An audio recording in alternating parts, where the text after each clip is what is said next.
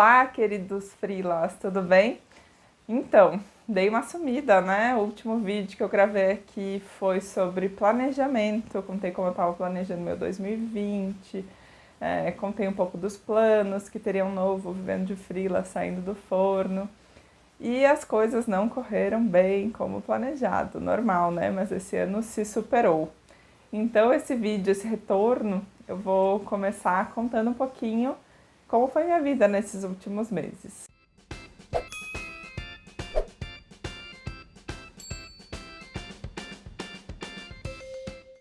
Bom, não sei como foi o início de ano de vocês, mas eu comecei 2020 achando assim, esse ano nada pode dar errado, será um ano maravilhoso. E não foi por acaso, assim, eu tinha motivos para acreditar que 2020 seria um ano maravilhoso.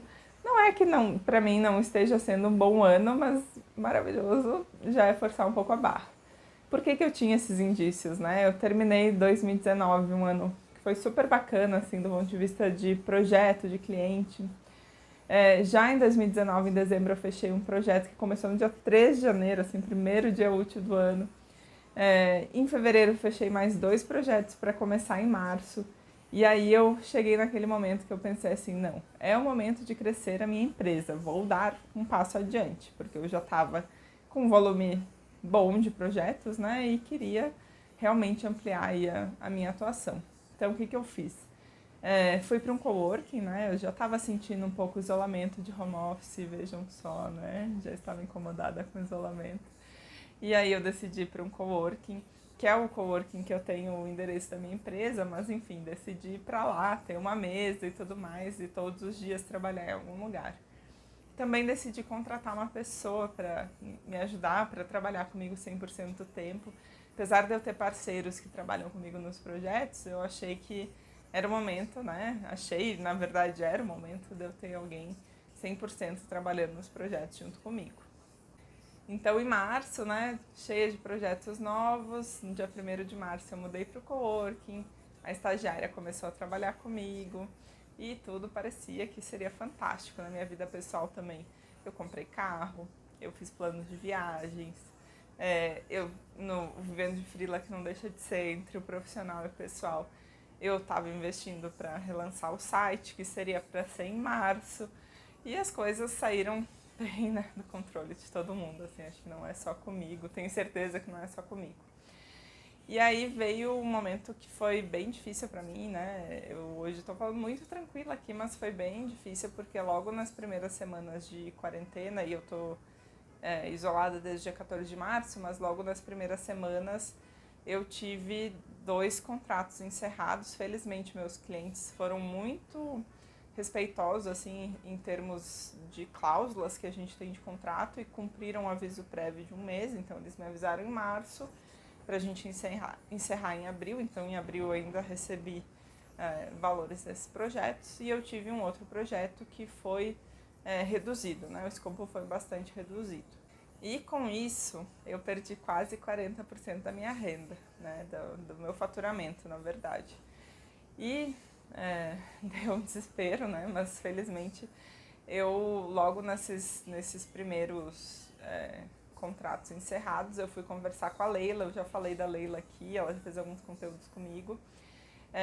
E eu conversei com ela muito sobre como gerenciar essas perdas do ponto de vista financeiro. Ela é consultora financeira, educadora financeira, e ela me ajudou a traçar cenários, alguns cenários mais otimistas, pessimistas, considerando quais clientes que poderiam sair também, já que a gente está numa crise, né? E uma crise da qual a gente ainda não sabe muito bem o que vai acontecer. E fomos então para esses cenários e eu tive que fazer cortes bem radicais aí no meu orçamento, né, para suprir esses 40% que eu perdi de receita. Então o coworking, né, já foi dispensado logo nos primeiros dias, já encerrei o contrato.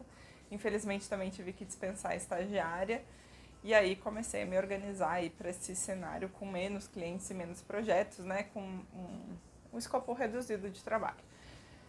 E aí aconteceu uma outra coisa, que, né, efeitos da pandemia, que eu abri exceções do ponto de vista comercial, né? Então, geralmente eu só trabalho com contrato recorrente, eu não faço trabalho pontual, Mas em função da pandemia, dessa perda de renda, eu aceitei alguns projetos pontuais, bem intensos, mas que foram bem bacanas, assim, do ponto de vista de negócio mesmo, né, do tipo do trabalho, mas que me deram uma demanda maior de trabalho, né, e diante de todo o contexto novo também de isolamento social e tudo mais. E aí a boa notícia é que esses 2 clientes que tinham encerrado o contrato comigo voltaram 2 meses depois, então eu tinha menos recursos, né, trabalhando comigo, eu não tinha mais a estagiária, eu tinha praticamente o mesmo número de projetos e ainda os jobs extras, e isso foi muito difícil para mim, para eu me organizar, para eu conseguir suprir tudo. Eu trabalhei loucamente e aí eu passei por um momento bem desafiador, assim, que foi bem difícil de levar, que comecei a perder cabelo, ficar bem estressada. Passei por um burnout mesmo, né? E hoje já estou super melhor, já consegui me organizar muito melhor, mas foram umas semanas bem complicadas, assim, de conseguir gerenciar toda essa carga que eu estava sentindo, assim. Eu sentia também muito dos clientes que permaneceram, né, essa coisa de eles precisavam de mais ajuda, né, o momento é desafiador para eles também estavam mais estressados, então toda a situação foi bem complicada de lidar. Hoje já estou muito melhor, mas também eu tive que fazer